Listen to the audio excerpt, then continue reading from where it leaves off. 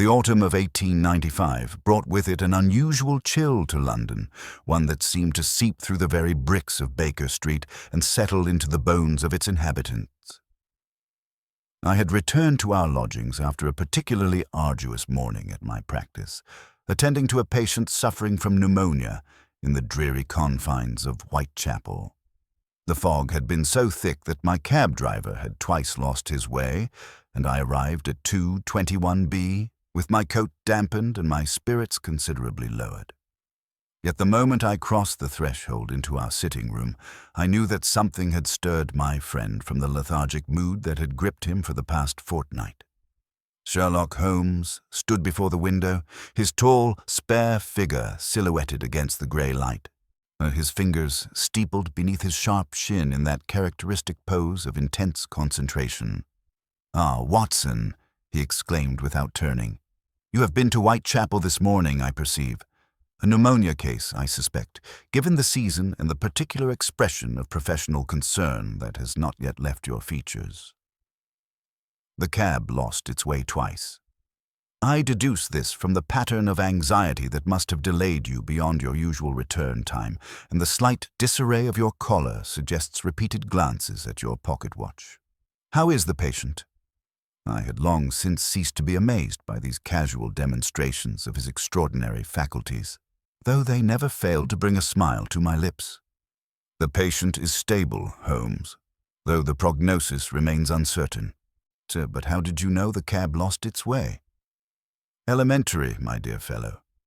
You left at 9:30 this morning for an appointment that, given the location you mentioned last evening, should have required no more than 40 minutes each way, allowing 30 minutes for examination. Yet you return at 12:30. The fog accounts for delays, but not nearly 2 hours' worth unless the driver was significantly impeded. The slight crease of irritation between your brows, which I have learned to recognize after our years together, suggests minor frustrations rather than medical concerns, hence transportation difficulties rather than complications with your patient." He turned at last, and I saw that his grey eyes were alight with an animation I had not witnessed in weeks. In the torpor that had afflicted him, that dangerous ennui which sometimes drove him to the needle, had been dispelled entirely. "But we have more pressing matters than my morning rounds, I gather," I ventured, removing my damp coat and approaching the fire that Mrs. Hudson had kindly maintained. "Indeed we do, Watson. Scotland Yard has finally produced something worthy of attention." He gestured toward the side table, where a telegram lay alongside the morning's newspapers. "Inspector Lestrade sent word an hour ago. A most singular death in the Metropolitan Railway tunnel between King's Cross and Farringdon Street. The circumstances are sufficiently peculiar that even the official force admits themselves baffled."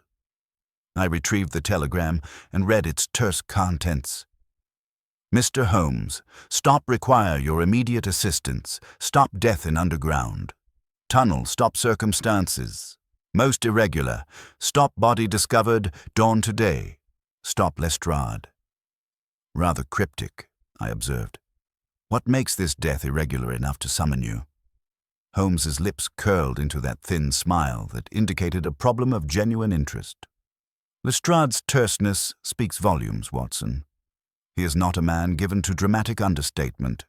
When he describes circumstances as most irregular, you may be certain that something has occurred which defies conventional explanation.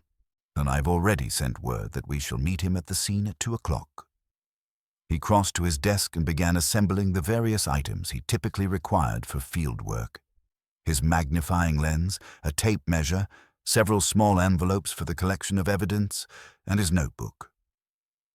I recognized the ritual and felt the familiar stirring of anticipation that always accompanied the commencement of a new investigation. "The Underground Railway," Holmes mused, half to himself. "A modern marvel of engineering, yet a place of shadows and secrets. Thousands pass through those tunnels daily, Watson, each absorbed in their own private concerns, oblivious to their fellow passengers. What better stage for mystery than a place where anonymity is the rule and observation the exception?" "You believe this is murder, then, this rather than accident or natural causes?" Lestrade would not summon me for anything straightforward. No, Watson, there is something here that has disturbed the good inspector's methodical mind. A death that should not have occurred, or perhaps one that occurred in a manner that defies ready explanation. We shall know soon enough. He glanced at the clock upon the mantelpiece. We have an hour before our appointment. I suggest you take some lunch. Mrs. Hudson has prepared something, I believe. And dress warmly. The tunnels of the underground are considerably colder than the streets above, and we may be there for some time. I myself have no appetite, but you should maintain your strength. I knew from long experience that attempting to persuade Holmes to eat during the early stages of a case was futile. His mind, once engaged with a problem, seemed to require no sustenance beyond the intellectual challenge itself. I therefore attended to my own meal while Holmes paced before the window, occasionally pausing to consult one of his reference volumes or to make a notation in his commonplace book. At 1:45, we descended to the street where Holmes had arranged for a four-wheeler. The fog had lifted somewhat, revealing a London wrapped in the grey embrace of late autumn. The streets were busy with afternoon traffic, hansoms and omnibuses jockeying for position, pedestrians hurrying along the pavements with collars raised against the damp chill.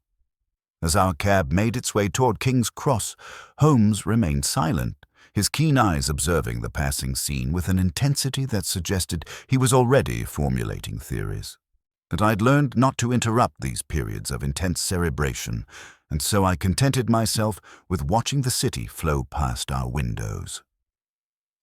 The Metropolitan Railway Station at King's Cross presented a scene of controlled chaos. Despite the tragedy that had occurred in its depths, the railway continued to operate, and streams of passengers descended into the earth even as we arrived. Lestrade was waiting for us at the entrance, his ferret-like face drawn with concern and fatigue. "Mr. Holmes, Dr. Watson," he greeted us with evident relief. "Thank you for coming so promptly. I confess this business has me thoroughly puzzled, and the superintendent is pressing for answers. We've cordoned off the section of tunnel where the body was found, but we can't keep the train stopped indefinitely." "Quite so, Lestrade," Holmes replied crisply. "Pray give me the facts as you know them, leaving nothing out, no matter how trivial it may seem." The inspector withdrew a notebook from his coat. The body was discovered at 6 o'clock this morning by a railway inspector conducting a routine examination of the tracks before the day's service began. The deceased is a gentleman named Vincent Ashworth, aged 42, a solicitor with offices in Gray's Inn.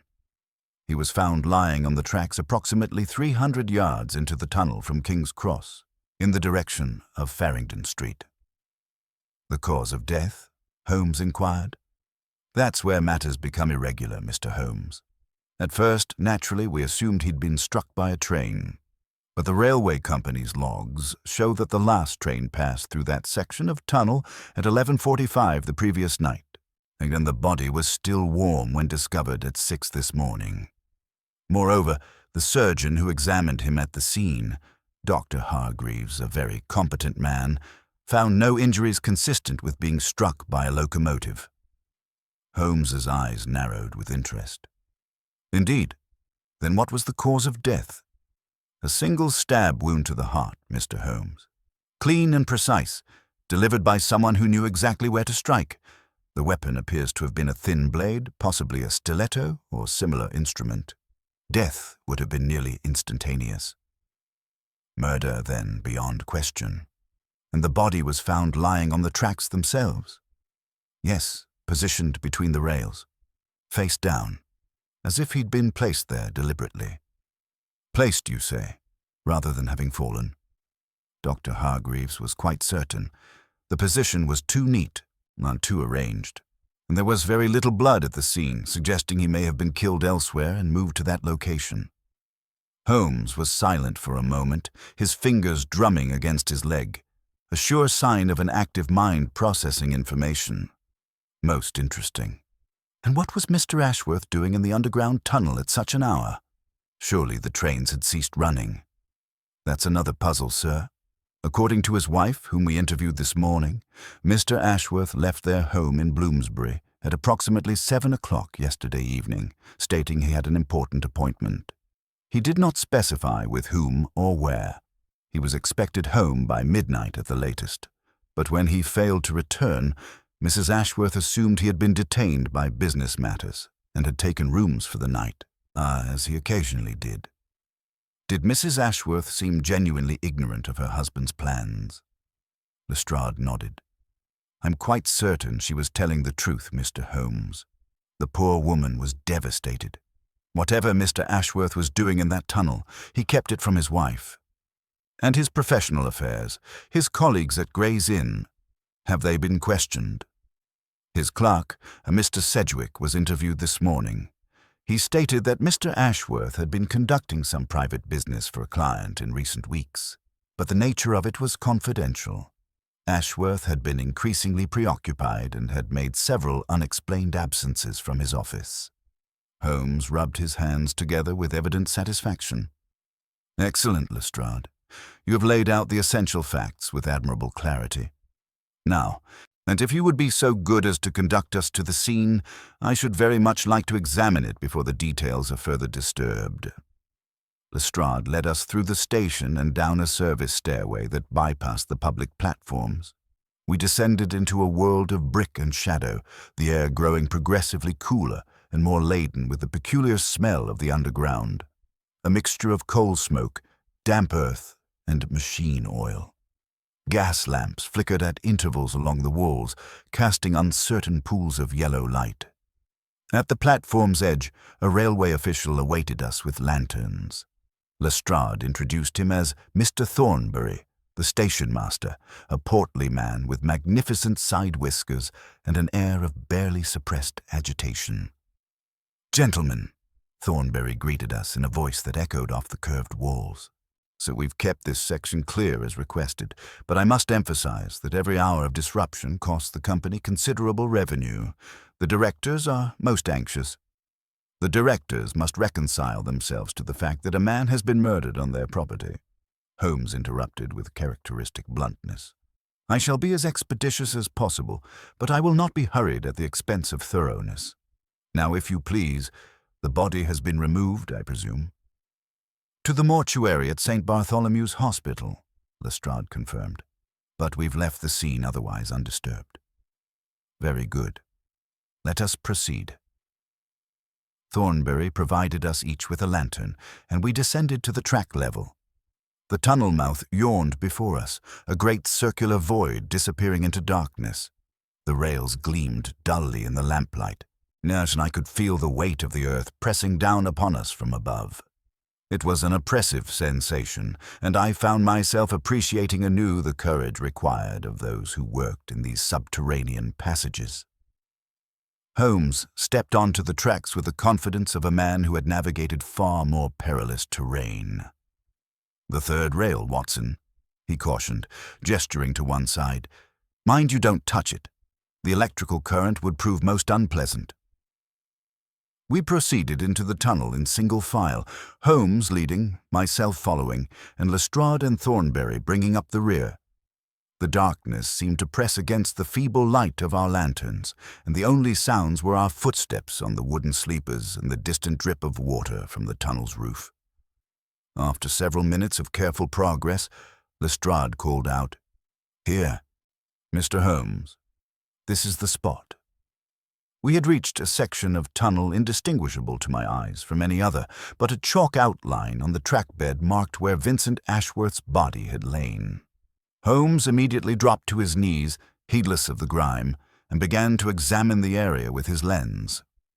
For several minutes he said nothing, moving the lantern this way and that, occasionally making soft sounds of interest or satisfaction. He examined the rails themselves, the wooden sleepers, the gravel of the track bed, and the brick walls of the tunnel. At one point, he produced a small envelope and carefully collected something too minute for me to see. "Lestrade," he said at last, still crouched over the tracks, "you mentioned that there was very little blood at the scene. How much precisely?" A small stain on the deceased's shirt, sir, and a few drops on the track beneath where his chest lay. Nothing more. As I suspected. Watson, would you say that a stab wound to the heart would produce significant bleeding? Under most circumstances, yes, I replied, drawing on my medical knowledge. Though if the blade remained in the wound initially, it might act as a stopper. But upon removal, there should be considerable hemorrhaging unless death was truly instantaneous and the heart ceased pumping immediately. Just so. Yet we have almost no blood here. Holmes stood and brushed off his trousers, which strongly suggests, as Dr. Hargreaves noted, that Mr. Ashworth was killed elsewhere and brought here posthumously. But why? Why go to the trouble of transporting a body into a railway tunnel? It would require considerable effort and risk. He turned slowly in place, and his lantern raised high, examining the curved walls and arched ceiling. Thornbury, approximately how many trains pass through this section in a typical day? During weekday service, approximately 1 every 7 to 10 minutes during peak hours, Mr. Holmes, and somewhat less frequently in the evenings and early mornings. And at night? The last train, as I mentioned, passes through at 11:45. Service resumes at 5:30 in the morning. So there is a window of approximately 5¾ hours during which the tunnel is deserted. Ample time for someone with determination and knowledge of the schedule. Holmes began walking slowly along the track, playing his light over the walls. How does one gain access to the tunnels when the station is closed? Officially, as only railway employees possess keys to the service entrances, Thornbury replied, somewhat defensively. We maintain strict security protocols. Officially, Holmes repeated with a slight smile. And unofficially, Mr. Thornbury. Come now, a vast network of tunnels beneath London, many with access points in obscure corners. I think we may take it as given that someone sufficiently motivated could find their way below ground without the railway company's knowledge or permission. Thornbury sputtered but could offer no effective rebuttal. Holmes had stopped walking. He stood perfectly still, his lantern directed at a particular section of the tunnel wall about 20 feet from where the body had lain. Watson, Lestrade, come here if you please. We joined him, and he indicated a section of brickwork that appeared, to my untrained eye, unidentical to all the rest. Do you observe anything unusual? I studied the wall carefully, but could detect nothing remarkable. Lestrade, too, seemed baffled. The mortar, gentlemen, Holmes said with barely concealed satisfaction. Observe the mortar between these particular bricks. It is distinctly lighter in color than the surrounding material. And here, he pressed his hand against one of the bricks. There is the slightest give, as if this section of wall is not quite as solid as it ought to be. He withdrew a pocket knife and began carefully probing the mortar joints. After a moment's work, he was able to insert the blade and lever gently. To my astonishment, several bricks began to shift. Good Lord, Lestrade exclaimed. It's a false section. Precisely, Lestrade. Someone has gone to considerable trouble to create a hidden alcove within the tunnel wall. With patient care, Holmes removed 5 bricks, revealing a cavity perhaps 2 feet square and a foot deep. He directed his lantern into the opening. The recess was empty save for a few scraps of fabric and something that glinted metallically in the lamplight. Holmes reached in carefully and withdrew the object, a small brass key, ornate and old-fashioned in design. Well, well, he murmured, turning it over in his fingers. What have we here? Not a railway key, certainly. This is something far older, the sort that might open a private residence or perhaps a strong box. He examined the fabric scraps next, holding them close to the light. Cotton, he pronounced, and of good quality.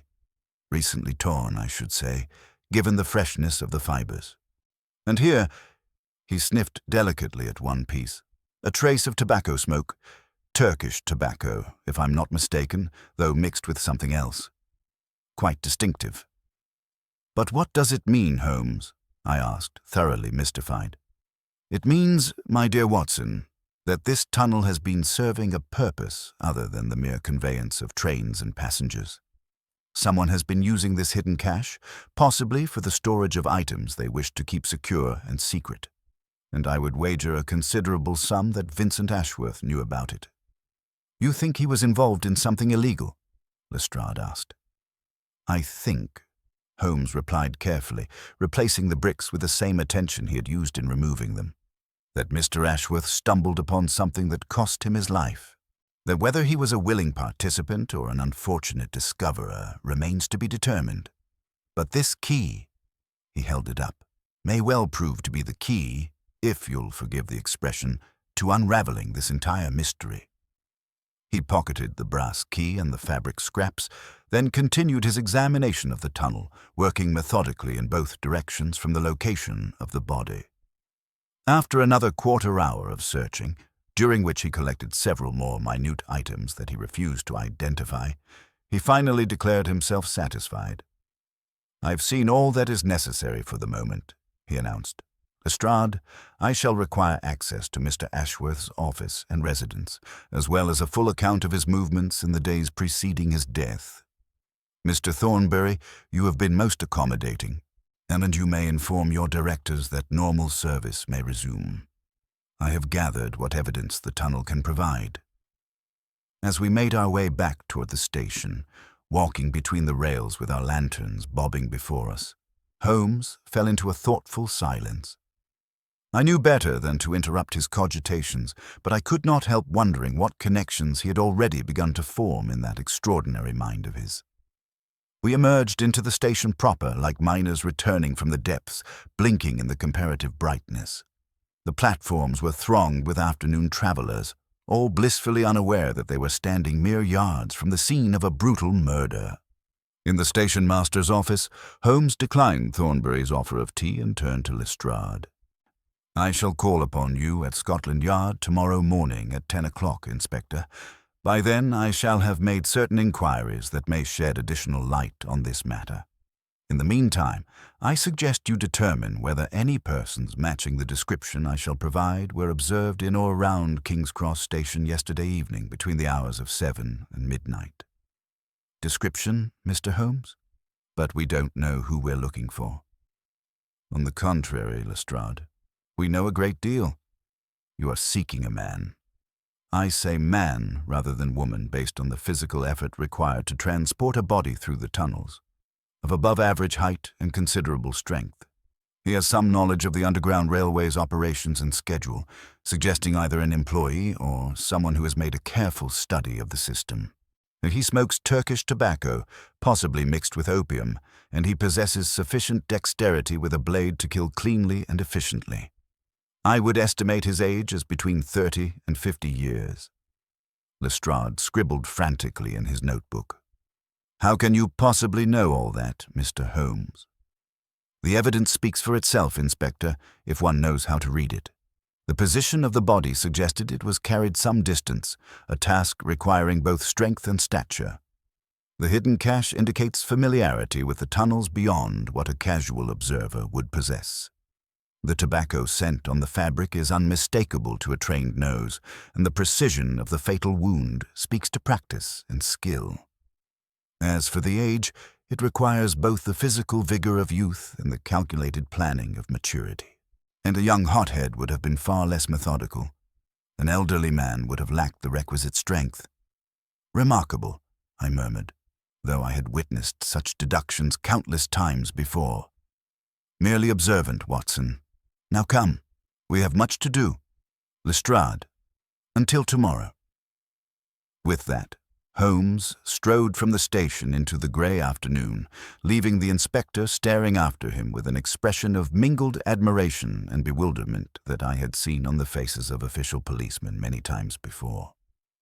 As we emerged onto Euston Road and Holmes raised his stick to hail a cab, I ventured a question.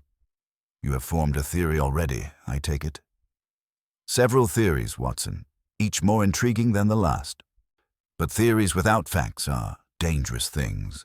They lead the mind astray and cause one to twist evidence to fit preconceptions. No, we must gather more data before we can begin to construct our solution, and for that, we must learn everything we can about the late Mr. Vincent Ashworth. What manner of man was he? What secrets did he keep? And most importantly, what did he know that made him a liability to someone ruthless enough to kill? The cab arrived, and as we climbed aboard, Holmes's expression was one of intense satisfaction. The game, as he would say, was most decidedly afoot.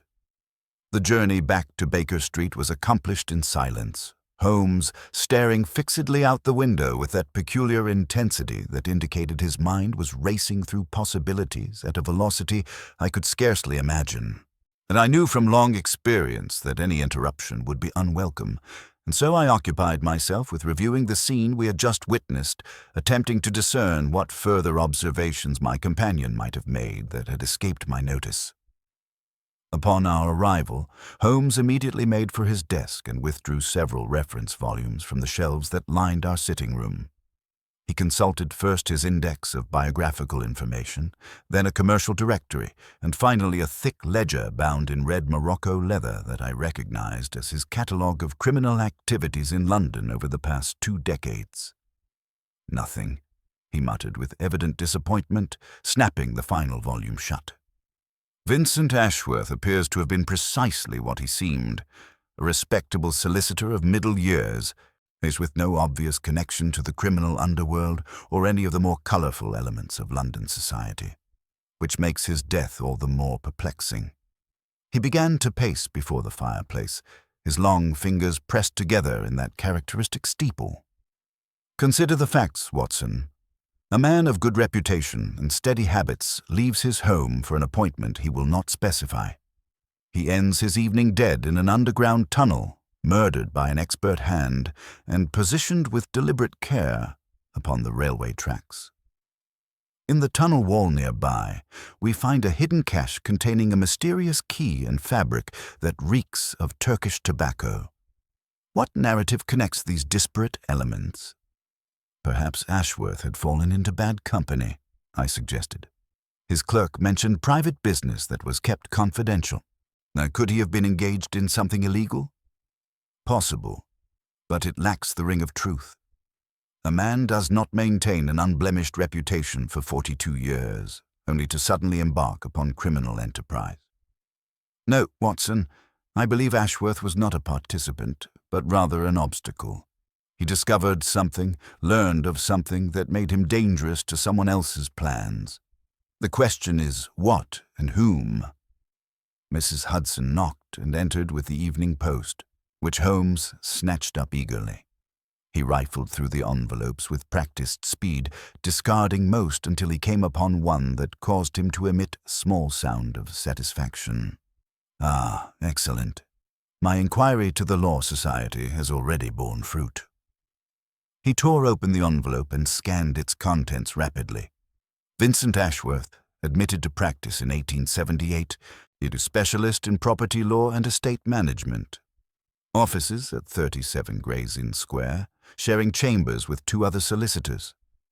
Clientele primarily composed of wealthy families managing their London properties and country estates.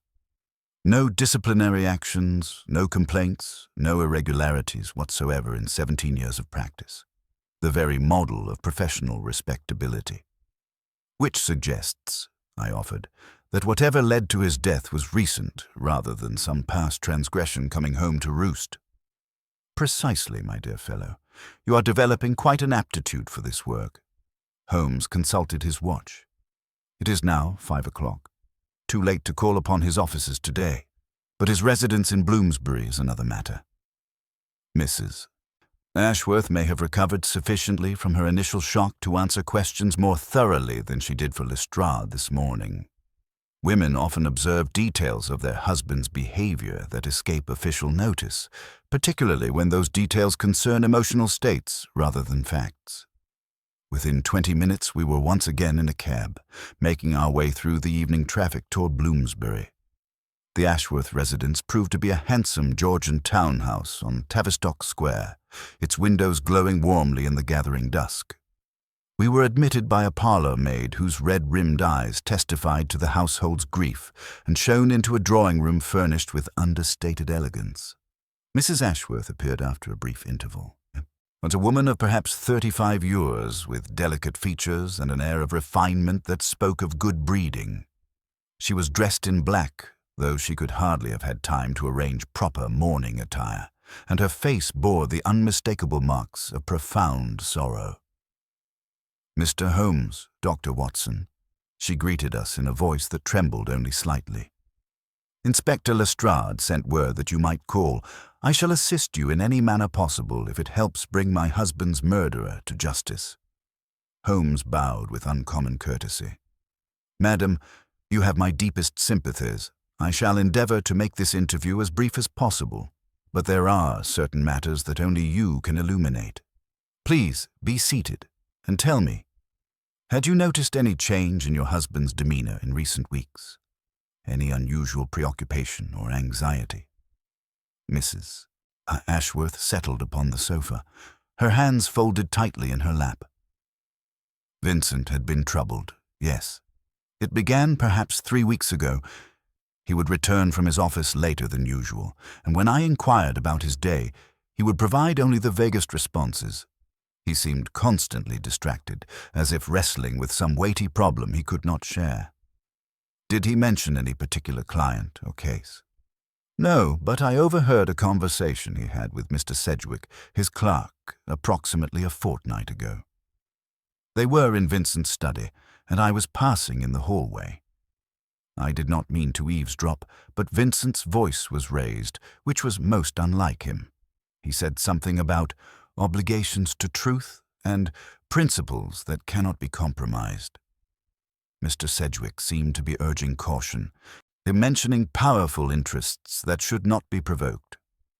Holmes leaned forward with keen interest. "Did you ask your husband about this conversation?" "I did that evening. He kissed my forehead and told me not to worry, that it was merely a professional matter that would soon be resolved. But he did not sleep well that night or for many nights thereafter. And then, 3 days ago, he received a letter that disturbed him greatly. You saw this letter?" "Only briefly. The envelope was of expensive paper, cream-colored with no return address. Vincent read it at breakfast and immediately rose from the table, saying he needed to think. He spent an hour alone in his study, and when he emerged, he seemed to have reached some decision, and he told me he would need to attend to an important matter, but that all would be well shortly." "And you have no idea what that matter was?" Mrs. Ashworth shook her head, tears beginning to flow freely now. "None whatsoever, Mr. Holmes, and now I shall never know, because whatever burden he carried died with him in that terrible place." Holmes rose and approached her with surprising gentleness. "Mrs. Ashworth, your husband was clearly a man of principle who faced some moral dilemma with courage. I give you my word that I shall discover what that dilemma was and ensure that justice is served. Now, one final question. This letter he received. Do you know what became of it?" "It would be in his study, I imagine, with his other papers." "Might we examine his study briefly?" Mrs. Ashworth led us down a hallway papered in burgundy damask to a door at the rear of the house. The study was a masculine refuge, lined with legal volumes and smelling faintly of pipe tobacco and leather. A mahogany desk dominated the room, its surface cluttered with correspondence, legal briefs, and various documents pertaining to property transactions. Holmes approached it with the reverence of a priest approaching an altar. "With your permission, madam," he said softly, and at her nod began a systematic examination of the papers. He worked with remarkable speed, his eyes scanning each document before setting it aside. I watched as he progressed through the routine correspondence of a busy solicitor. Letters regarding boundary disputes, lease agreements, instructions from clients concerning their estates.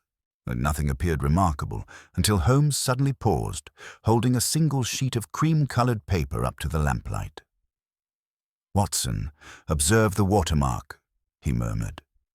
The paper was indeed of exceptional quality, and tilting my head I could just make out a crest embossed in the fibers, a lion rampant beneath a coronet. Holmes's eyes narrowed as he read the brief message inscribed in an angular, educated hand.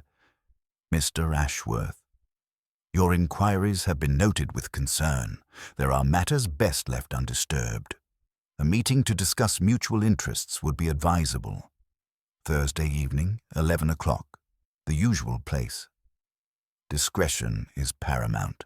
The letter bore no signature, no date, and no further identification. Holmes held it delicately by its edges, examining every aspect with his lens. Thursday, he said thoughtfully. That would have been yesterday. This was the appointment that cost him his life. But who sent it? I asked. And what inquiries had Ashworth been making? The watermark belongs to Cavendish and Sons, a stationer in Mayfair who caters exclusively to the aristocracy and upper classes. This paper costs more per sheet than most men earn in a day. As for the inquiries, Holmes moved to a cabinet beside the desk and tried the handle. It was locked. Mrs. Ashworth, does your husband's keyring remain among his effects? The police returned his belongings this afternoon. I shall fetch them. She departed, returning moments later with a small collection of items in a velvet bag. A gold watch, a wallet containing several pounds, calling cards, and a ring holding 4 keys. Holmes selected the smallest and inserted it into the cabinet lock, and it turned smoothly. Within the cabinet were several folders, meticulously organized and labeled. Holmes extracted them one by one, reading the labels aloud. Haversham Estate, Sussex, Wyndham Properties, Mayfair, Blackwood Holdings, various. He paused at the final folder, which was noticeably thicker than the others, and labeled simply Aldgate. Opening it upon the desk, Holmes spread the contents before us. There were maps of London's East End, property surveys, records from the Land Registry Office, and what appeared to be investigative notes in Ashworth's own hand. I read over Holmes's shoulder as he examined a particular notation dated 2 weeks prior. Deeds show ownership transferred to Blackwood Holdings, 1893. Original occupants, families totaling 43 souls, displaced without proper compensation. Legal challenges dismissed. Magistrate connection. Borough records show buildings subsequently demolished. Land now held vacant. Purpose unclear. Moral obligation to investigate further. Good Lord, I breathed. He was investigating some sort of property fraud. Holmes continued reading through the documents with intense concentration. There were letters from displaced tenants pleading for assistance, copies of legal filings that had been rejected by the courts, and a detailed chronology that Ashworth had assembled showing a pattern of property acquisitions in Aldgate over the past 5 years. Each property had been obtained under questionable circumstances. The previous occupants turned out with minimal notice and inadequate compensation, and the buildings subsequently razed. This is more than simple fraud, Watson, Holmes said grimly. This is systematic dispossession on a considerable scale. Someone with significant resources and influence has been acquiring property in one of London's poorest neighborhoods, removing the inhabitants and clearing the land. But for what purpose? The properties remain vacant. No new construction, no development of any kind. He turned to Mrs. Ashworth, who stood watching with growing comprehension. Madame, did your husband ever mention the name Blackwood Holdings or speak of concerns regarding property matters in the East End? Not by that name, no. But perhaps a month ago, Vincent came home quite agitated after visiting Aldgate. He said he had seen something that troubled him deeply. Families living in terrible conditions, and then learning that many others had simply vanished from their homes with nowhere to go. And he said it offended every principle of justice he held dear, and that as a solicitor he had both the knowledge and the obligation to investigate whether laws had been broken. Did he mention discussing this with anyone? A colleague, perhaps, or another solicitor? He consulted with Mr. Edward Pemberton, a barrister of his acquaintance who specializes in property law. Mr. Pemberton warned him that pursuing such matters could be dangerous if powerful interests were involved. Vincent told me that evening that a man's principles are tested precisely when maintaining them becomes difficult. Holmes carefully gathered all the documents from the Aldgate folder and turned to Mrs. Ashworth with an expression of profound respect. "Your husband, madam, was a man of rare integrity. He discovered an injustice and refused to look away, despite the personal risk. I shall ensure his courage was not in vain." We departed the Ashworth residence as darkness settled fully upon London, the gas lamps casting their flickering light upon the cobblestones. Holmes clutched the folder of documents beneath his arm, his jaw set with determination. Once we had secured a cab, he sat in brooding silence for several minutes before speaking. "Watson, we are dealing with something far more sinister than a simple murder. Ashworth stumbled upon a conspiracy of considerable scope, one that involves the systematic displacement of London's poor for purposes yet unclear. The perpetrators possess sufficient influence to manipulate the courts and sufficient ruthlessness to eliminate anyone who threatens to expose them." "But why clear land in Aldgate and leave it vacant?" I asked. "So surely the point of acquiring property is to develop it for profit." An excellent question, and one to which we must find the answer. But first, we must identify the individuals behind Blackwood Holdings. That letter Ashworth received came from someone of wealth and position. The stationery alone tells us that. Yet they operate through an anonymous corporate entity. Why such elaborate concealment unless the true purpose would not bear scrutiny? The cab delivered us to Baker Street, where Holmes immediately set about organizing the documents upon our sitting-room table. He worked by lamplight, creating careful piles and making notations in his commonplace book. I took the liberty of pouring us each a brandy, which Holmes accepted absently, his attention never wavering from the papers. "The land registry records show Blackwood Holdings was established in 1892, he announced after an hour of study.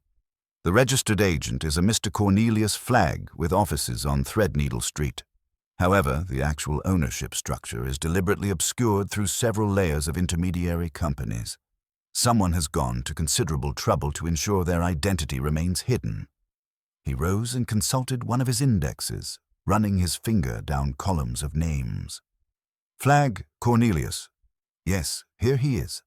A solicitor of rather dubious reputation, known for handling matters that more respectable firms would decline. He has represented various interests in property disputes, always skirting the edges of legality without quite crossing into criminality that could be proven in court. Shall we call upon him tomorrow?" "Indeed we shall, but not before making another visit. That barrister Mrs. Ashworth mentioned, Edward Pemberton, may be able to provide crucial context about the legal aspects of this affair, and we must examine Ashworth's offices at Gray's Inn. His clerk, Mr. Sedgwick, may know more than he revealed to Lestrade." Holmes returned to the documents, and I observed him closely as he read. There was a quality to his concentration that went beyond mere intellectual engagement, a moral outrage barely suppressed beneath his usual detachment. My friend was often criticized for his cold, calculating nature, but I had long known that beneath his austere exterior lay a passionate commitment to justice. The plight of those displaced families had clearly affected him more than he would admit. "These people," he said quietly, tapping one of Ashworth's notes, "just were given 48 hours to vacate homes their families had occupied for generations. No proper legal notice, no adequate compensation, no concern for where they might go. They simply vanished into London's slums, their protest letters ignored, their appeals to magistrates dismissed, and when Vincent Ashworth began asking uncomfortable questions, he too was silenced." He looked up at me with eyes that glinted like steel. "Watson, I have investigated many crimes motivated by greed, passion, or revenge. But this is cruelty elevated to an organizational principle. Someone is treating human beings as mere obstacles to be swept aside. I confess it rouses in me a determination to see justice done that transcends my usual professional interest." I had rarely heard Holmes speak with such feeling, and it moved me considerably. "Then we shall pursue this matter to its conclusion, whatever the cost," I assured him. The cost may indeed be significant, Holmes replied gravely. We are not dealing with common criminals here, Watson. The influence required to manipulate court proceedings, to silence legitimate grievances, to murder with apparent impunity, these things suggest connections at the highest levels of society. We must proceed with extreme caution, for whoever killed Ashworth will not hesitate to eliminate anyone else who threatens their designs. He poured himself another brandy and stood before the fire, the documents forgotten momentarily. Do you recall the Ricoletti case, Watson? The one I mentioned to you last year? Vaguely. Something about murdered cab drivers and a vendetta, was it not? More than that. Taught me that the most dangerous criminals are not the violent brutes who populate Newgate, but rather those who operate from positions of respectability and power. They commit their crimes through intermediaries, insulate themselves with layers of plausible deniability, and use their influence to ensure the machinery of justice never touches them. Ashworth threatened that insulation, and so he was eliminated. But they have made one critical error. What error is that? Holmes turned to face me, and in the firelight his aquiline profile might have been carved from marble. They have attracted my attention, Watson, and I do not intend to rest until I have traced this conspiracy to its source and exposed every individual involved, regardless of their position or influence. Blackwood Holdings and its hidden masters have declared war upon the defenseless. Very well, they shall discover that I am not defenseless, and I do not yield. The clock upon the mantel struck 10, and Holmes seemed to shake himself from his reverie. But I run ahead of my facts, which is always dangerous. Tomorrow we gather evidence methodically and carefully. Tonight I suggest you retire, for we have a demanding day ahead. I shall remain up a while longer studying these documents. I awoke the following morning to find Holmes already dressed and consumed with restless energy, pacing before the window with a cup of black coffee cooling forgotten in his hand. The documents from Ashworth's study lay scattered across the table, evidence of a night spent in sleepless analysis. His eyes were bright with that feverish intensity that signaled he had made connections invisible to ordinary minds. Ah, Watson, excellent. I trust you slept well, for we have considerable ground to cover today. I've been examining these property maps with particular attention to geographic patterns, and a most interesting picture has emerged. He gestured me to the table where he had arranged several maps of London's East End in overlapping fashion. Red ink marked various properties, forming a distinctive shape across the Aldgate district. Observe the acquisitions, he continued, tracing the pattern with one long finger. They form an irregular corridor, approximately 3/4 of a mile in length, running from Aldgate Station in a northeasterly direction toward Whitechapel. Not random purchases scattered throughout the neighborhood, but a deliberate, linear pattern, as if someone were clearing a path for something. But what requires such a specific route through one of London's most densely populated areas? I studied the maps, but could discern no obvious answer. A new road, perhaps? Some municipal improvement project? An astute hypothesis, but the Borough Council records show no such plans. Moreover, if this were a legitimate municipal project, there would be no need for the subterfuge of anonymous ownership or the callous treatment of displaced residents. No, Watson, this is something else entirely, something that requires secrecy and ruthlessness in equal measure. Mrs. Hudson arrived with breakfast, which Holmes ignored entirely while I attended to eggs and toast. He continued his monologue, speaking more to himself than to me. The Metropolitan Railway tunnels run beneath parts of the East End. Could there be some connection, perhaps an expansion of the underground system that certain interests wish to monopolize? But again, such projects are matters of public record and parliamentary approval. He suddenly wheeled about. We are speculating without sufficient data. Come, Watson, we must visit Gray's Inn and speak with Sedgwick. The clerk may prove more forthcoming when not under the intimidating eye of Scotland Yard. Within the hour, we had travelled to Gray's Inn, that ancient legal district where the very air seemed weighted with centuries of jurisprudence. Number 37 proved to be a respectable building of Georgian vintage, its brass nameplate listing 3 solicitors' firms. We ascended to the second floor where a painted sign indicated Ashworth and Associates. The outer office was modest but well appointed, with shelves of legal volumes and filing cabinets lining the walls. A young man of perhaps 25 years sat at a clerk's desk, his face pale and drawn with evident grief. He looked up as we entered, and recognition flickered across his features. "Mr. Holmes, Dr. Watson, Mr. Ashworth spoke of you on several occasions with great admiration. I am Timothy Sedgwick." He rose and shook our hands with a grip that trembled slightly. "This tragedy has devastated all who knew him. He was the finest man I ever served." Holmes's expression softened perceptibly.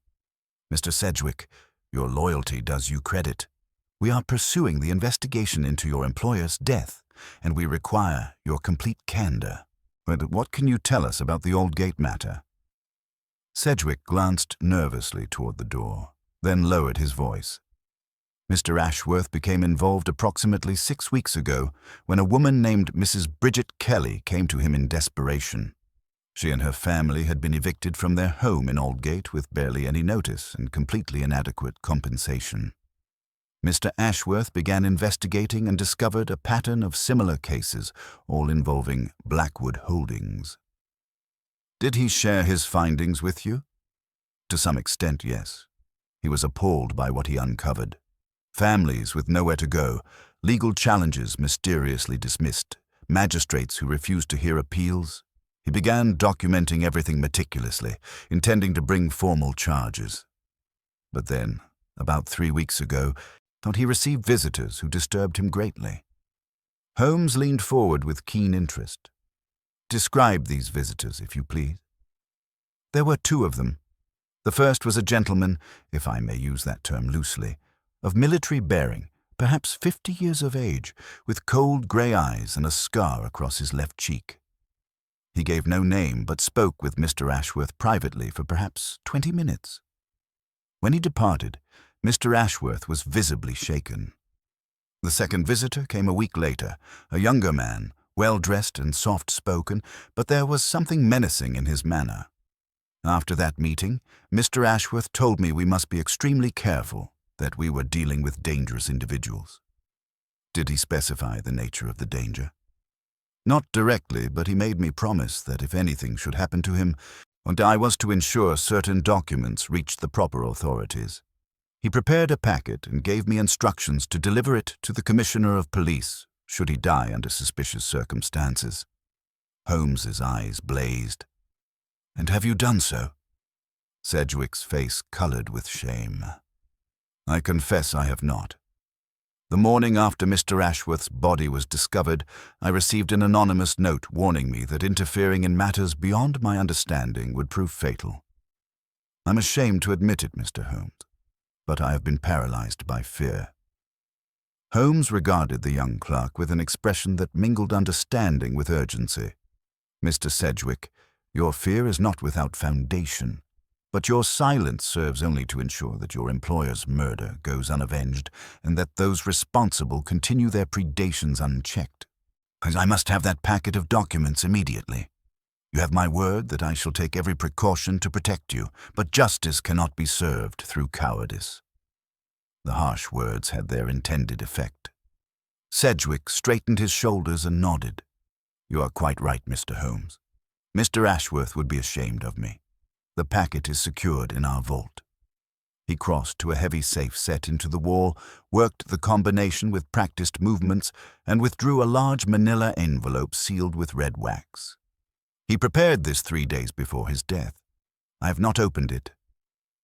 Holmes took the envelope reverently, examining the seal which bore Ashworth's signet ring impression.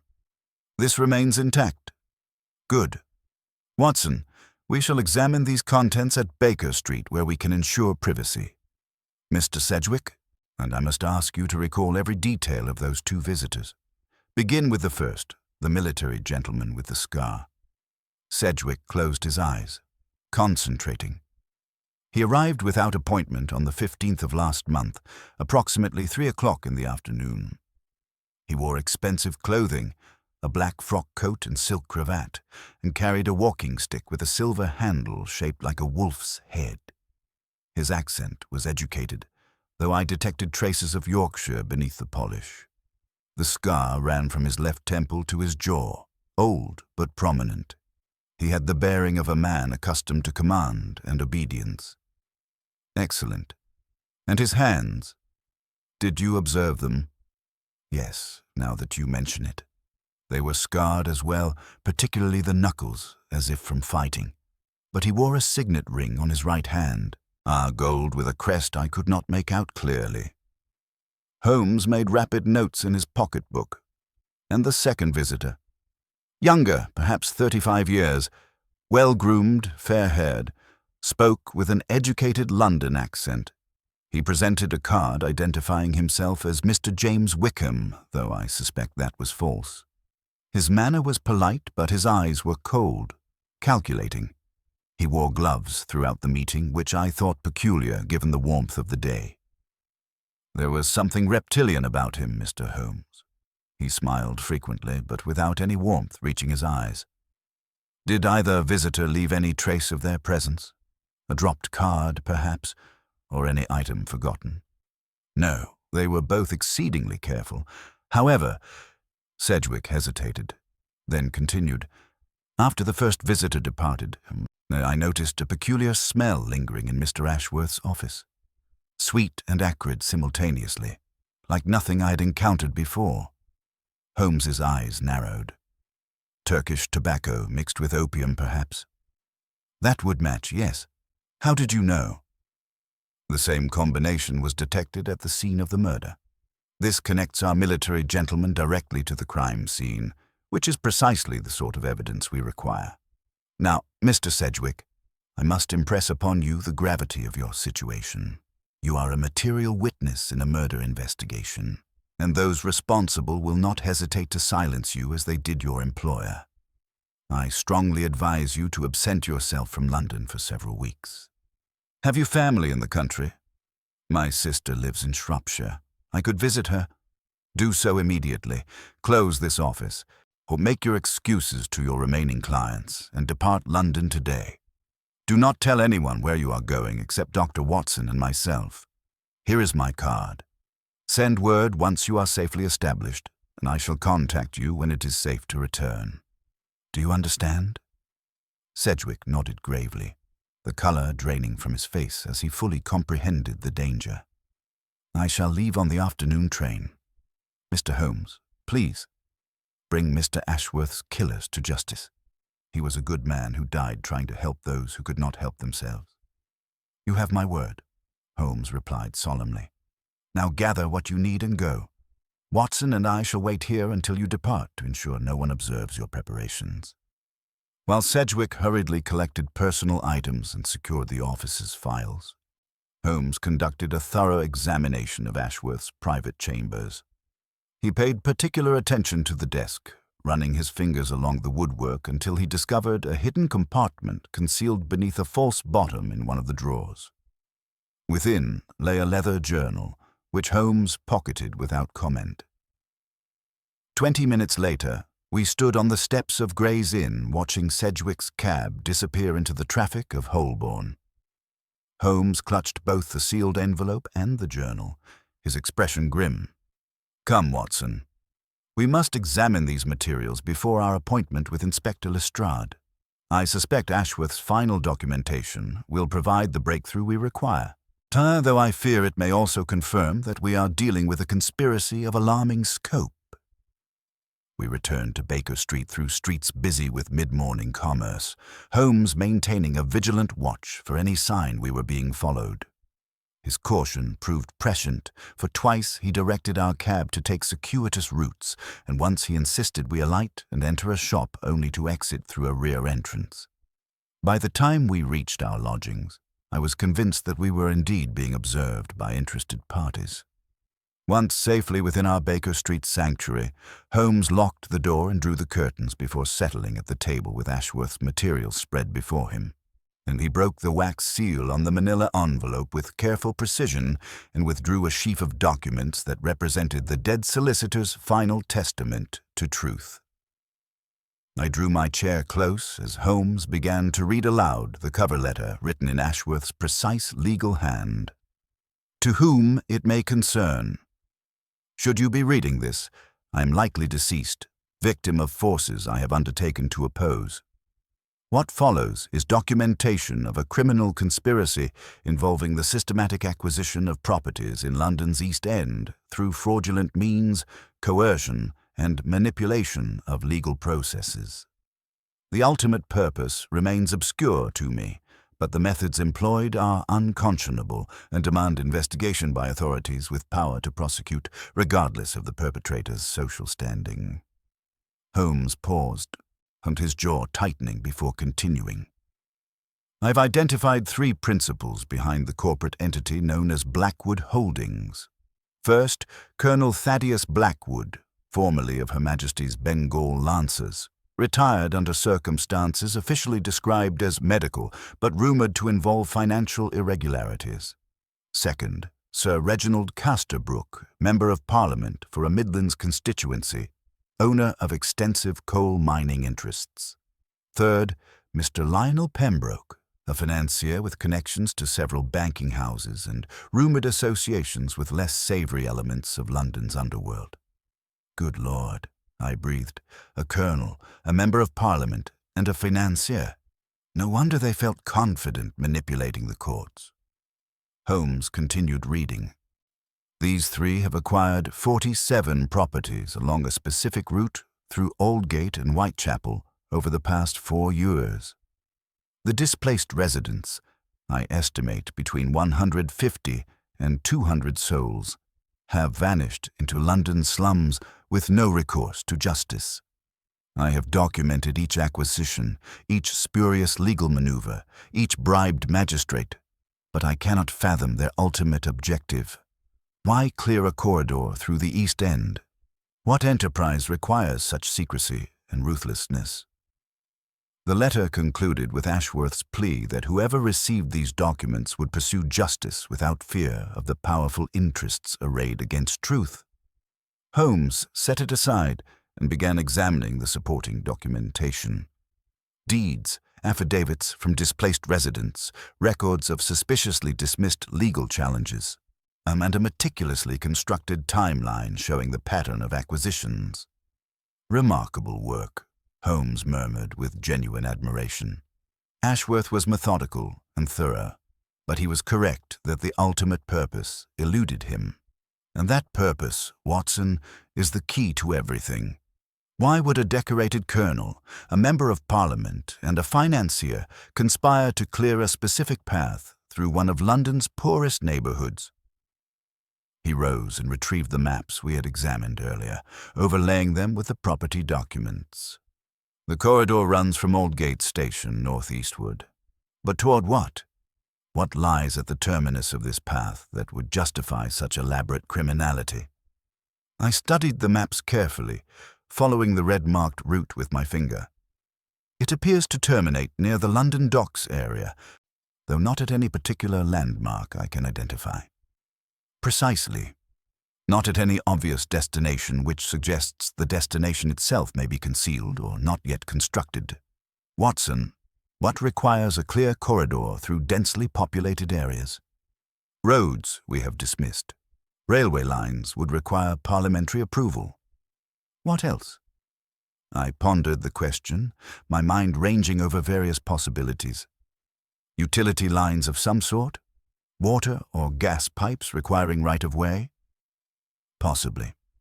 But again, such projects would be municipal undertakings with public records. No, there is something else at work here. Something that requires both secrecy and a specific geographic path. He began pacing, his fingers drumming against his leg. Colonel Blackwood, military experience, likely including engineering and logistics, to Sir Reginald Casterbrook, coal mining, which implies knowledge of tunneling and underground excavation. Lionel Pembroke, financing for large-scale projects. These are not random associates, Watson.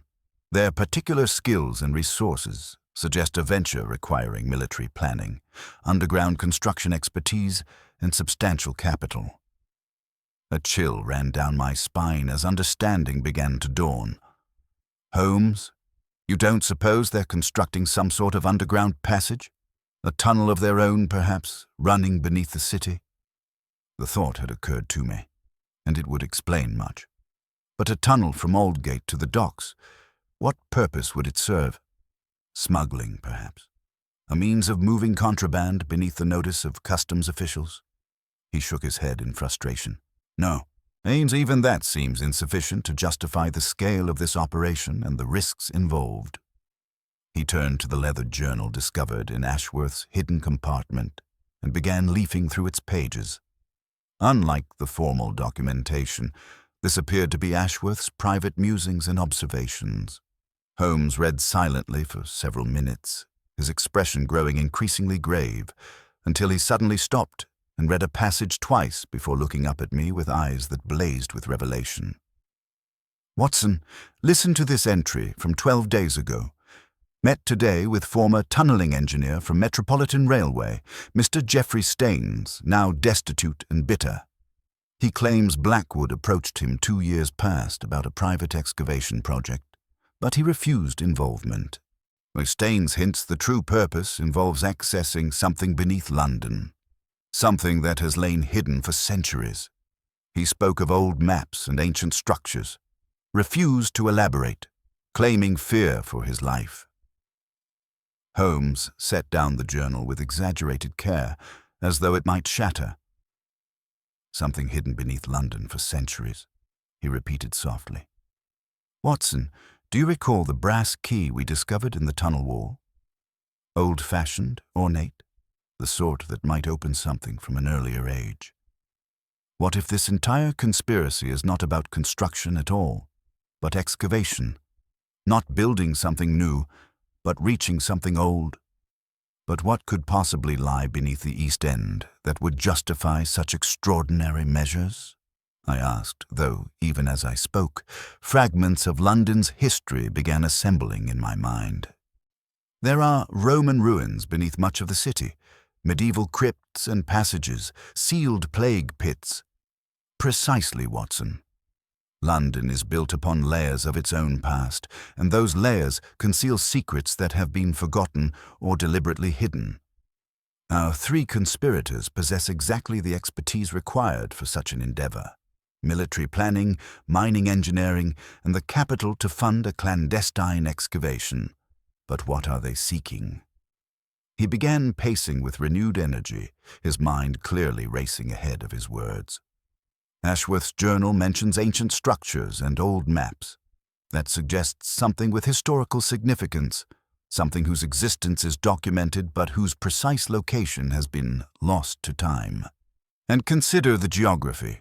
Aldgate was part of medieval London, an area with Roman foundations beneath it, and the possibilities are numerous and intriguing.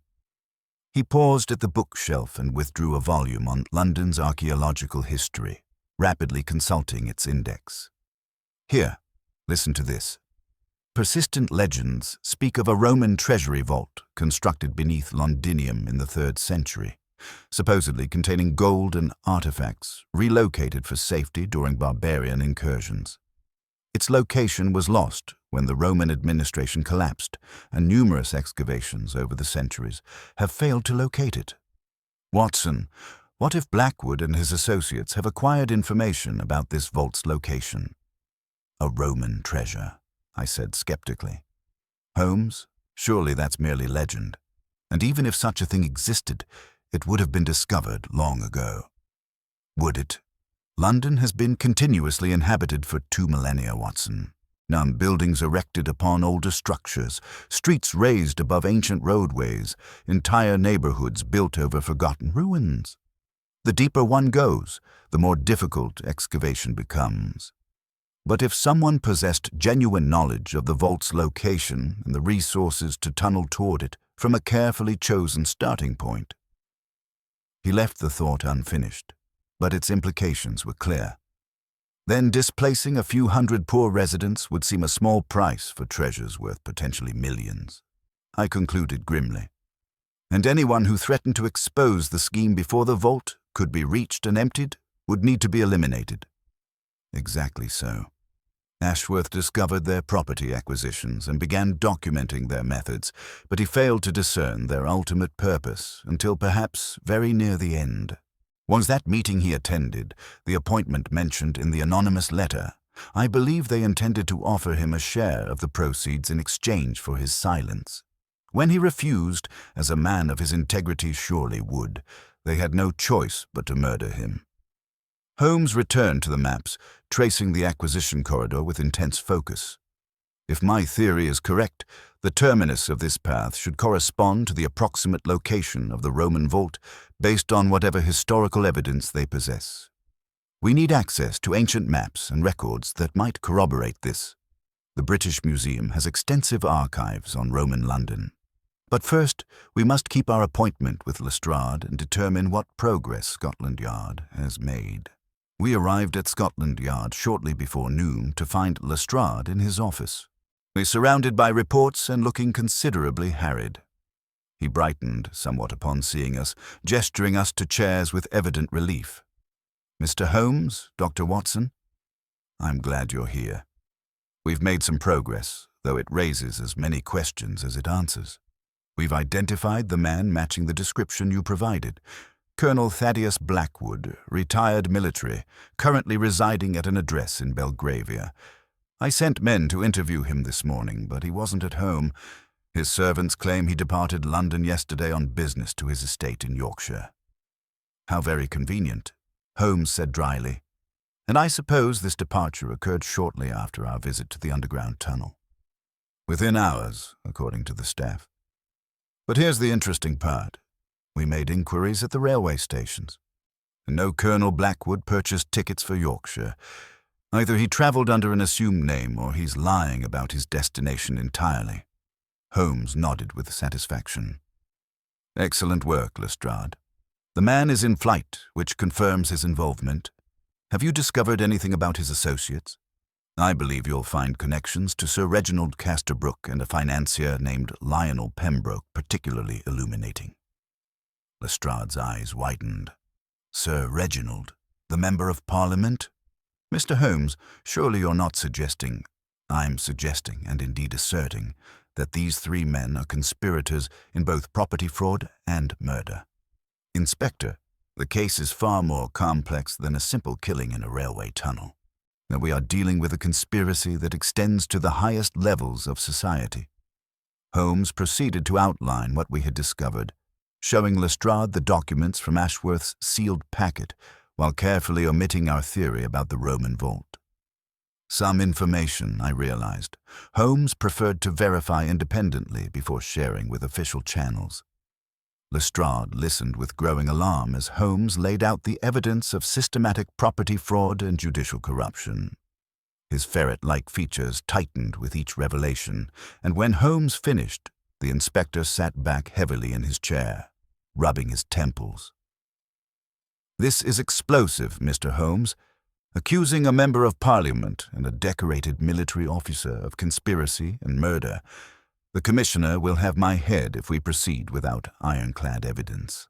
The political ramifications alone could destroy careers, mine certainly among them. Which is precisely why they felt confident operating with impunity," Holmes replied sharply. "They calculated, quite correctly, that their positions would shield them from scrutiny. Vincent Ashworth paid with his life for refusing to accept that calculation. Will Scotland Yard prove him wrong or validate his sacrifice?"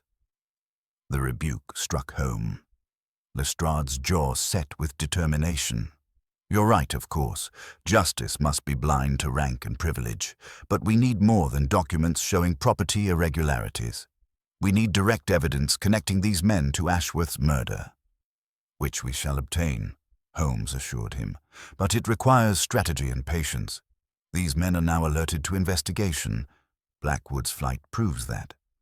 They will be covering their tracks, destroying evidence, perhaps preparing to abandon the entire enterprise. We must move decisively but carefully. Lestrade, I need you to maintain surveillance on Sir Reginald Casterbrook and Lionel Pembroke. Watch their movements, note their associates, but do nothing to alarm them. Meanwhile, I shall pursue certain inquiries that may reveal the true scope of their conspiracy." "What sort of inquiries?" Holmes smiled enigmatically. "Historical research, Inspector. Sometimes the past illuminates the present in unexpected ways. I shall contact you within 48 hours. In the meantime, guard those documents with your life. They represent Ashworth's final testimony, and they must not fall into the wrong hands." We departed Scotland Yard and immediately hailed a cab for the British Museum. And during the journey, Holmes remained absorbed in thought, occasionally consulting his pocket watch as if calculating some complex timing. The museum's great columned facade loomed before us, a temple to knowledge and antiquity. Holmes led me directly to the Department of Roman Antiquities, where a diminutive scholar named Dr. Cyril Vance greeted us with barely contained enthusiasm. "Mr. Holmes, your telegram this morning intrigued me considerably. You mentioned inquiring about Roman structures in the Aldgate area." "Indeed, Dr. Vance, I am particularly interested in any historical records, maps, or archaeological evidence regarding Roman administrative or treasury buildings in that quarter of ancient Londinium. I understand there are persistent legends about a vault constructed during the late imperial period." "Doctor," Vance's eyes lit up with scholarly passion. "Ah, the Londinium treasury. A fascinating subject, though largely dismissed by serious academics as myth. The legend originates from a fragmentary Latin inscription discovered in 1823 during excavations near the tower. It referenced a thesaurus subterra, treasury beneath the earth, constructed during the governorship of Titus Flavius Postumius in the year 280 AD. And the location? That's where legend diverges from evidence. The inscription was incomplete, damaged by centuries of burial. Various theories place the vault anywhere from Aldgate to Cheapside to beneath the tower itself. Several 19th century treasure hunters mounted expeditions, but nothing was ever found. Most scholars concluded it was either legendary or had been discovered and emptied centuries ago." Holmes leaned forward intently. "But you said most scholars. Are there dissenting opinions?" Dr. Vance hesitated, then retrieved a folder from his desk. "There is one theory, proposed by the late Professor Edmund Hardcastle in 1887, that has never been properly investigated. Hardcastle analyzed the fragmentary inscription alongside other Roman documents and concluded the vault was located along the old Roman road that ran northeast from the Forum, roughly corresponding to modern Aldgate. He even produced a tentative map showing a likely location based on his research." "May I see this map?" The scholar withdrew a yellowed document covered with annotations and measurements. Holmes studied it with fierce concentration, and I observed his eyes widen fractionally as he compared it mentally with the maps of property acquisitions we had examined. When he looked up, his expression was one of grim satisfaction. "Dr. Vance, did Professor Hardcastle publish his findings?" "He prepared a monograph, but died before it could be released. His papers were acquired by a private collector, a Mr. Lionel Pembroke, as I recall, who had expressed interest in Roman London. The monograph was never published, and the academic community largely forgot about Hardcastle's theory." Holmes and I exchanged significant glances. "Dr. Vance, you have been extraordinarily helpful. Might I borrow this map temporarily? I assure you it will be returned intact." "Well, it's highly irregular, but given your reputation and the museum's trust in you, yes, I suppose arrangements could be made." "May I ask what this concerns?" "A matter of historical preservation," Holmes replied smoothly. "I have reason to believe certain unscrupulous parties may be planning unauthorized excavations that could damage important archaeological sites. Your assistance may help prevent such vandalism." Minutes later, we stood on the museum steps, Holmes clutching the precious map. "Watson, the pieces align perfectly. Pembroke acquired Hardcastle's research 8 years ago, giving him detailed information about the vault's likely location. He recruited Blackwood for his military expertise and Casterbrook for his mining knowledge and political influence. Together, they've been systematically clearing a path to excavate toward the vault from an optimal entry point. Then they're actively tunneling even now. Almost certainly. And the property acquisitions were merely preparation. The actual excavation must be well advanced, conducted secretly under cover of the legitimate buildings that still stand along their route. Ashworth's investigation threatened to expose them before they could reach their goal and extract the treasury's contents. Holmes's fingers drummed rapidly against the map as our cab rattled through London's afternoon traffic. We must locate their excavation site. Watson. They will have required a concealed entry point. Likely one of the buildings they acquired that offers both privacy and structural soundness for tunneling operations. But which property among the 47 serves as their base of operations? He unfolded Hardcastle's map alongside Ashworth's property records, comparing them with the intensity of a general planning a campaign. The logical starting point would be near Aldgate Station, where metropolitan railway tunnels already exist. That would provide both cover for excavation sounds and potential access to existing underground passages. Look here. He indicated a cluster of 3 adjacent properties marked on Ashworth's documents. These buildings were acquired simultaneously 18 months ago, the largest single transaction in the entire scheme. Together, they form a substantial footprint, more than adequate for establishing a base of operations. I examined the addresses carefully. 47, 49, and 51 Hayden Street. The documents indicate they were formerly tenement buildings housing perhaps 60 residents total, all evicted within 48 hours on spurious structural safety grounds. And I would wager that within weeks of eviction, construction barriers appeared, workers began arriving and departing at odd hours, and curious neighbors found their inquiries firmly rebuffed. Holmes folded the maps decisively. We must conduct surveillance immediately, but with extreme caution. These men have already murdered once. They will not hesitate to eliminate further threats. Surely we should inform Lestrade and conduct an official raid. On what grounds, Watson? Suspicion of tunneling on one's own property is hardly criminal. We need evidence of the excavation itself and proof of criminal intent. No, we must observe tonight and gather the facts required to compel official action. I suggest you bring your service revolver. We may find ourselves in circumstances requiring more than deductive reasoning. The thought was sobering, but I nodded agreement. We returned to Baker Street to prepare for our nocturnal investigation. Holmes exchanged his usual attire for rough working clothes that would allow us to blend with the East End's laboring population. I did likewise, and ensured my revolver was cleaned and loaded. As darkness fell across London, we set out for Aldgate with the determination of soldiers advancing toward battle. Hayden Street proved to be a narrow thoroughfare lined with warehouses and tenements, poorly lit and nearly deserted after sunset. The 3 properties in question stood midway along the street, distinguished by high wooden barriers that blocked the ground-floor windows and doors. The faded notices proclaimed dangerous structure, no entry, and warned trespassers of prosecution. Yet despite the apparent abandonment, I noticed details that suggested ongoing activity. Fresh wheel ruts in the mud before the central building's entrance, and a peculiar cleanliness to the barriers suggesting recent maintenance. Holmes observed the same details. They maintain the appearance of abandonment while conducting their work in secret. Note how the barriers are constructed to prevent observation but strong enough to discourage casual investigation. We need access to the interior, but the street doors will be locked and possibly monitored. We circled to the rear via a malodorous alley choked with refuse. Here the buildings backed onto a small courtyard shared with adjacent properties. And Holmes produced his lockpicks and within moments had defeated the crude padlock securing a rear door to number 49. We slipped inside, closing the door carefully behind us.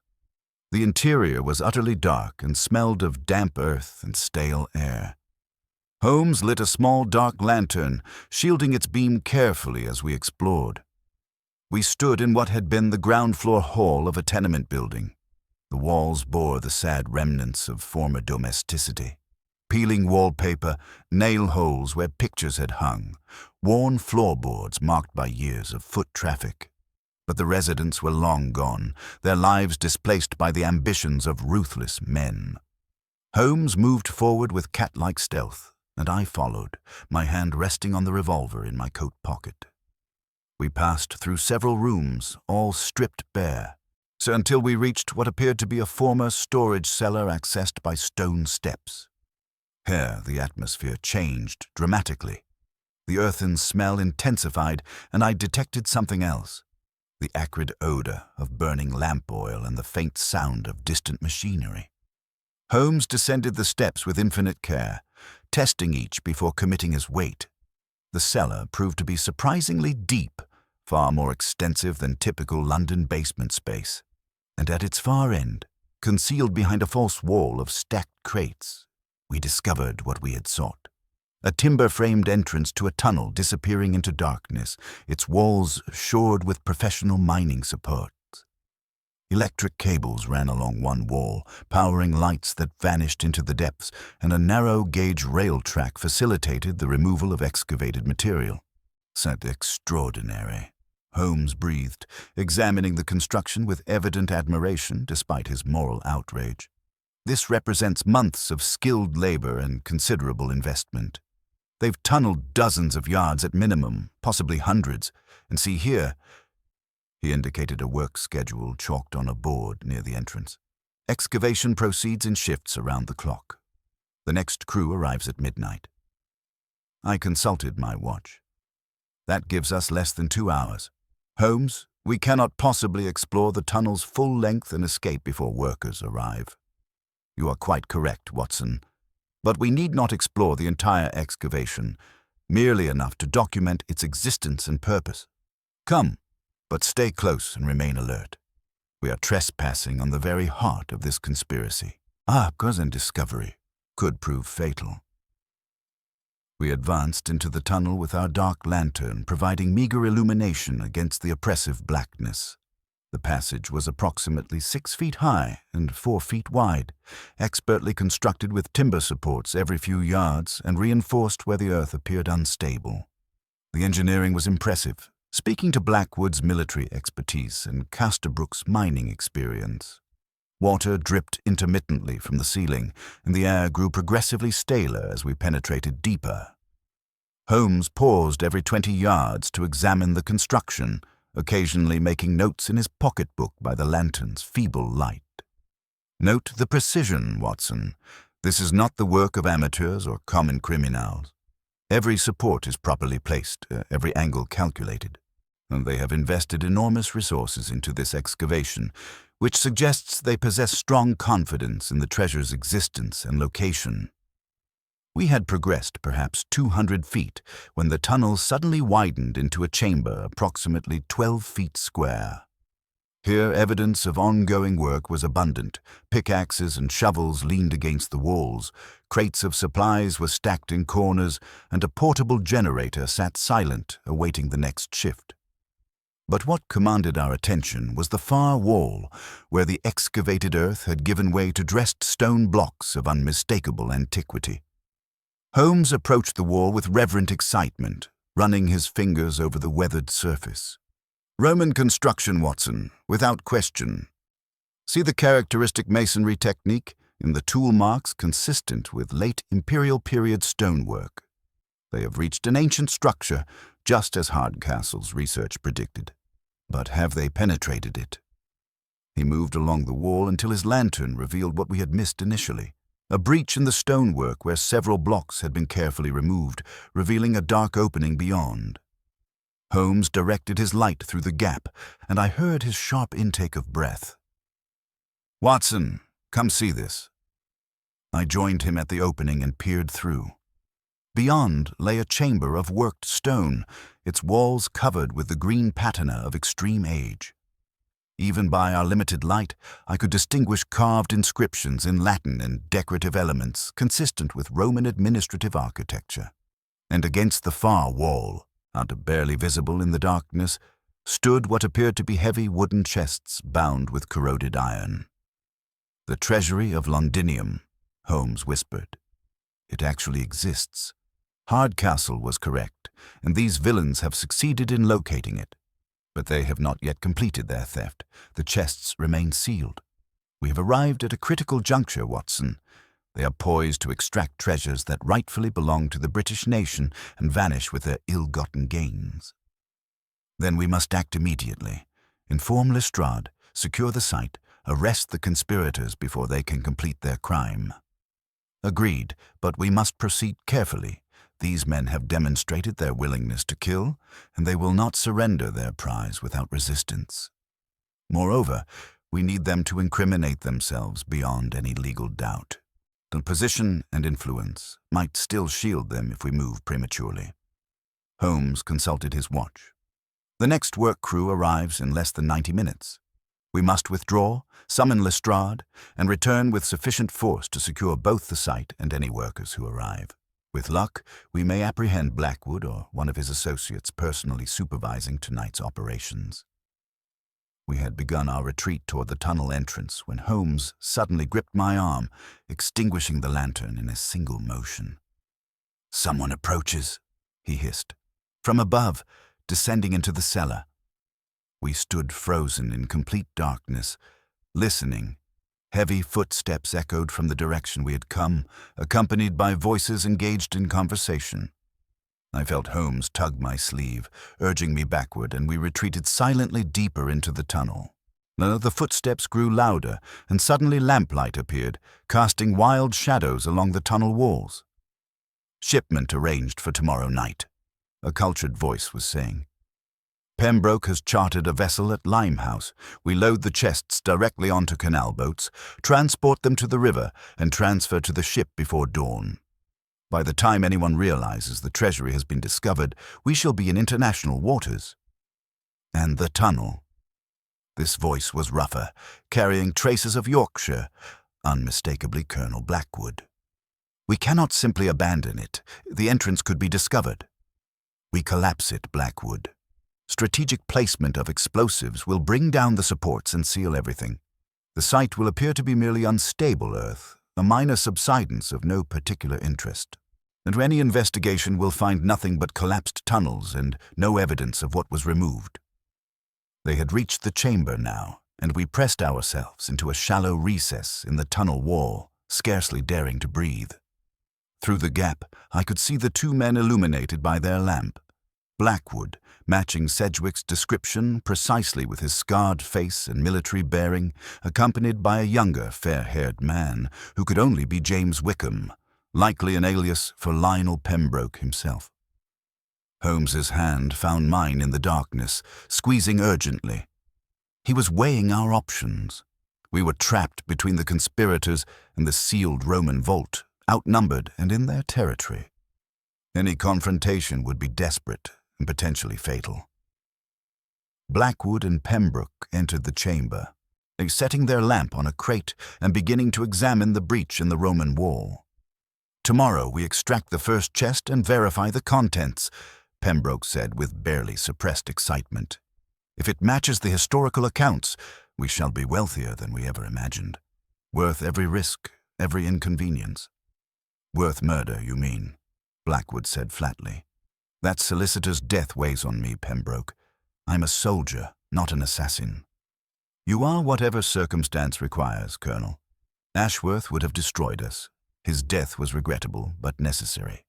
Now cease your conscience-stricken maundering and help me verify the structural integrity of this breach.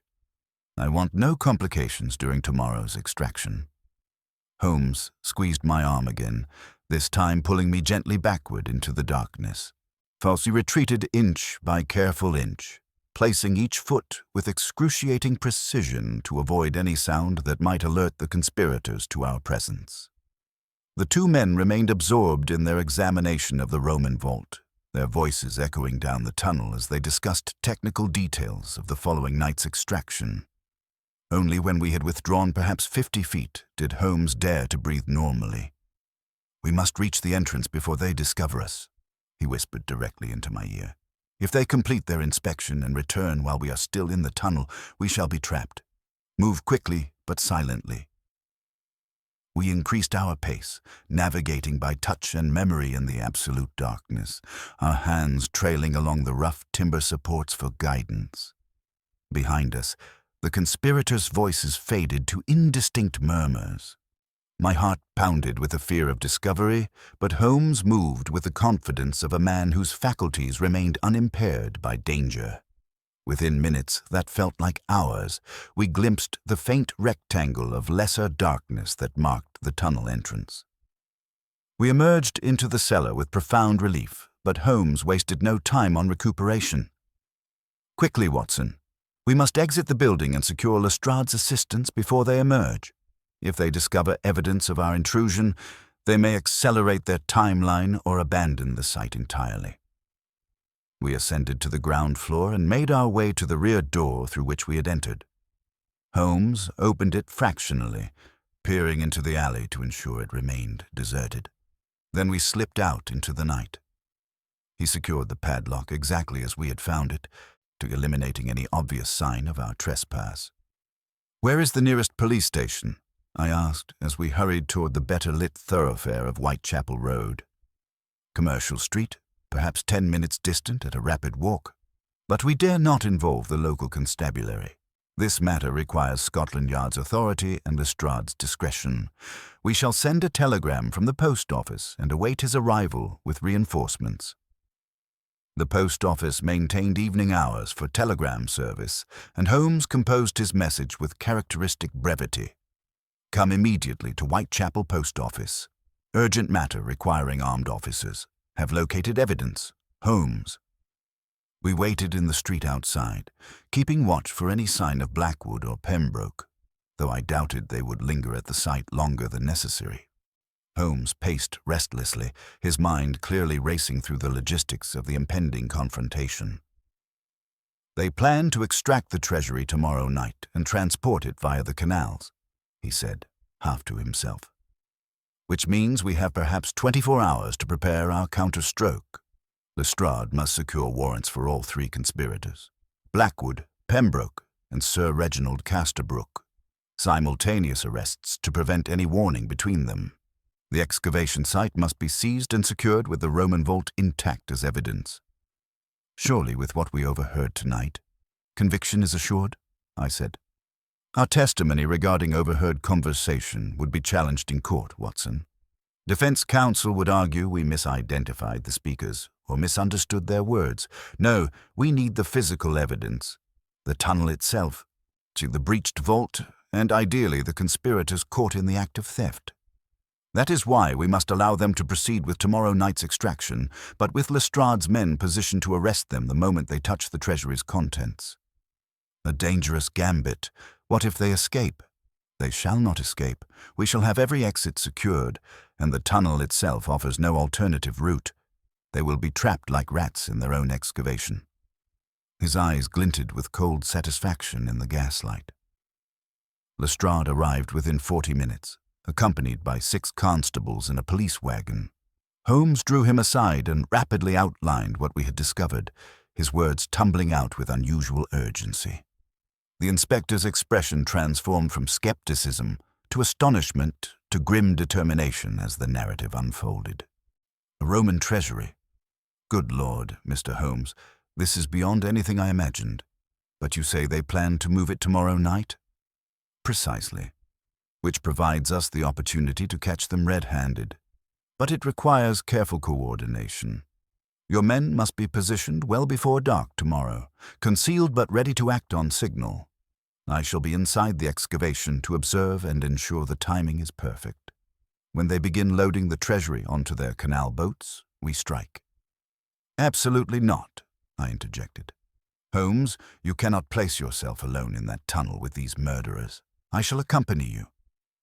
"Watson, your courage is admirable, but this requires stealth and is non-negotiable," I said firmly. "We have faced danger together too many times for me to abandon you now. Besides, you may require medical assistance if matters turn violent." Holmes studied my face for a long moment, then nodded with evident reluctance. Very well. But you must follow my instructions precisely. These men are desperate and ruthless, and we shall be in their domain until Lestrade's men can reach us." The inspector detailed 2 constables to maintain discreet surveillance on Hayden Street throughout the night and following day, with instructions to note all comings and goings, but to take no action that might alert the conspirators. The remaining officers were dismissed with orders to report at Commercial Street Station the following evening at 9 o'clock, prepared for a significant operation. "I shall also require officers to arrest Sir Reginald Casterbrook and Mr. Lionel Pembroke simultaneously," Holmes instructed. "Sir, the moment we take Blackwood at the excavation site, warrants must be executed at their residences. Can you arrange that? With the evidence you've provided from Ashworth's documents, I believe I can secure the necessary warrants from a magistrate tomorrow morning. This will create a considerable scandal, Mr. Holmes. A member of Parliament arrested for conspiracy and murder. The newspapers will feast on it for months. Let them feast. Justice delayed is justice denied, and Vincent Ashworth's murder demands answer regardless of political inconvenience." Holmes's voice carried an edge of steel I'd rarely heard. These men used their positions to victimize the powerless and to steal from the nation's heritage. They shall learn that in Britain, no one stands above the law. We parted from Lestrade with plans to reconvene the following evening. As Holmes and I returned to Baker Street in the small hours of morning, exhaustion finally overtaking adrenaline, I reflected on the extraordinary case that was reaching its climax.